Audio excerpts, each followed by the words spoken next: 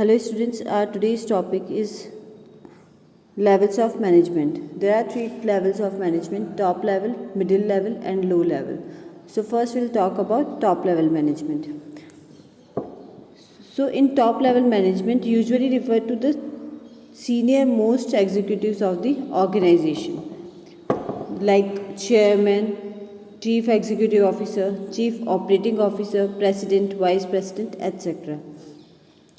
So top management is a team consisting of managers from different functional levels like finance, marketing, sales, etc. etc.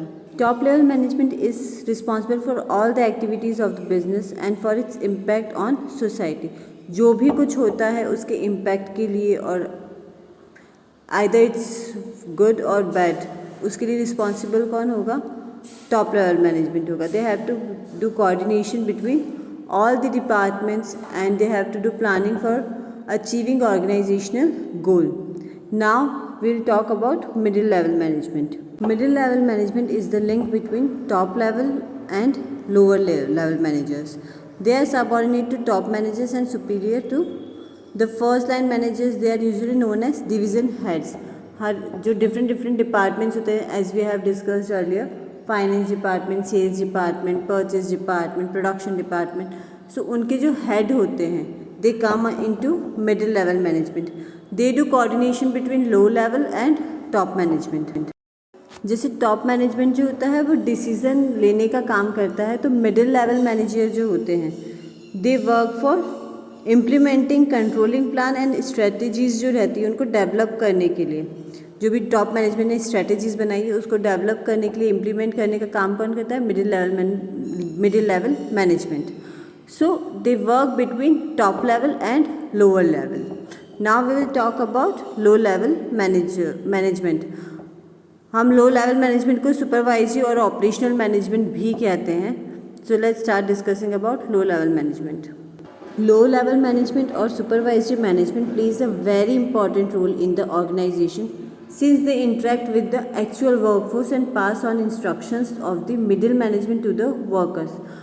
जो लो level management होता है वो बहुत ही important होता है because ये लोग डायरेक्टली किसी से कोऑर्डिनेट करते हैं. जो हमारी मेन वर्कफोर्स होती है, जो प्रोडक्शन का, डिस्ट्रीब्यूशन का या सेल्स वगैरह जो भी काम करती है, ये लोग डायरेक्टली उनसे इंटरेक्ट करते हैं. सो उनके एफर्ट्स के थ्रू ही हमारा जो वेस्टेज होता है या हमारा जो क्वालिटी ऑफ आउटपुट है वो मेंटेन हो सकता है. That's why we used to say lower management is playing a very important role in any organisation because if they won't work properly तो हमारा जो टॉप लेवल मैनेजमेंट है और मिडिल लेवल मैनेजमेंट है उनकी स्ट्रेटजीज, उनकी जो प्लानिंग है वो कुछ भी काम नहीं कर पाएगी.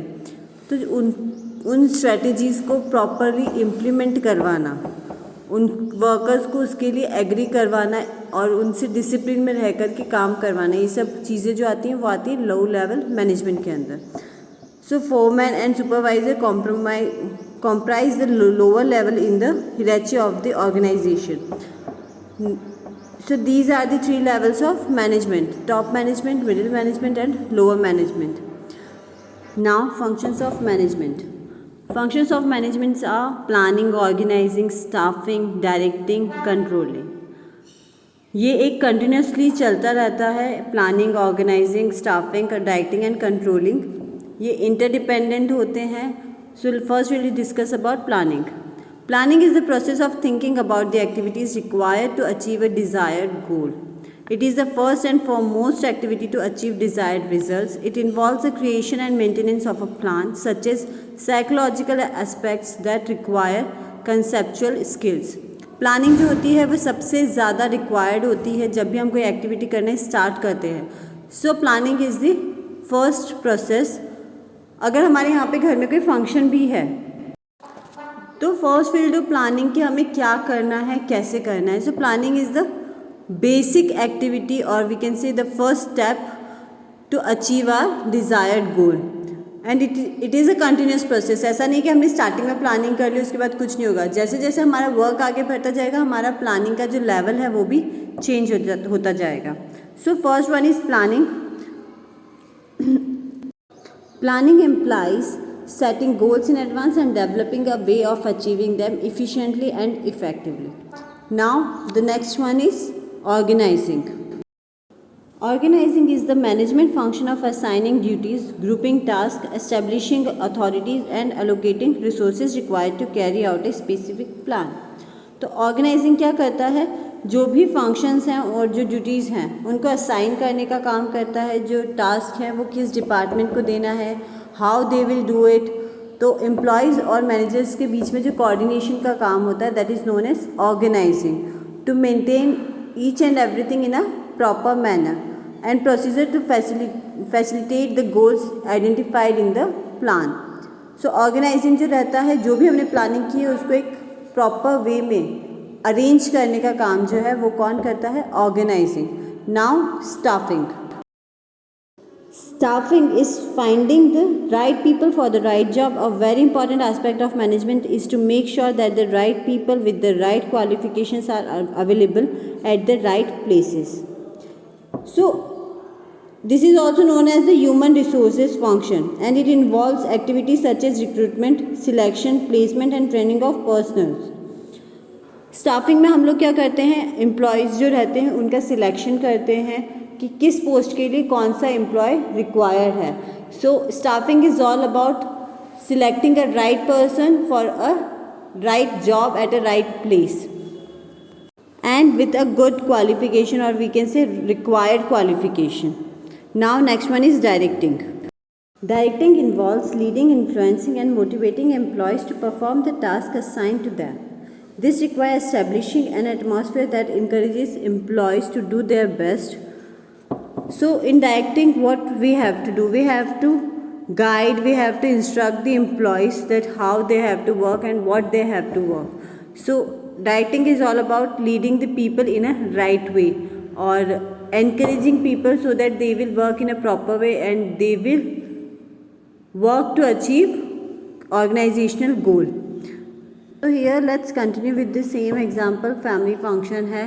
So in directing what we have to do, we have to guide the people that what they have to do. हमारे फैमिली मेम्बर्स बैठ के प्लानिंग कर चुके हैं, ये बता चुके हैं कि इसको क्या काम करना है. ओके. सो अब डायरेक्टिंग में क्या होगा, हमें उन्हें गाइड करना पड़ेगा कि किसे क्या काम किस तरह से करना है. So that comes under directing. Now controlling is the management function of monitoring organisation performance towards the attainment of organisational goals. The task of controlling involves establishing standards of performance, measuring current performance, comparing this with established standards and taking corrective action where any deviation is found. So controlling में क्या होगा, हम लोगों ने जो भी हमारा गोल, हमारी जो भी प्लानिंग की है उसके अकॉर्डिंग हमें चेक करना पड़ता है कि हम लोग जो भी काम कर रहे हैं वो सही है या नहीं है, और अगर गलत है so how we have to improve, and if any employee is not working properly so we have to make standard कि किसे किस तरह से काम करना है, क्या काम करना है, so that we won't face any kind of problem or we won't lack in achieving our organization goal.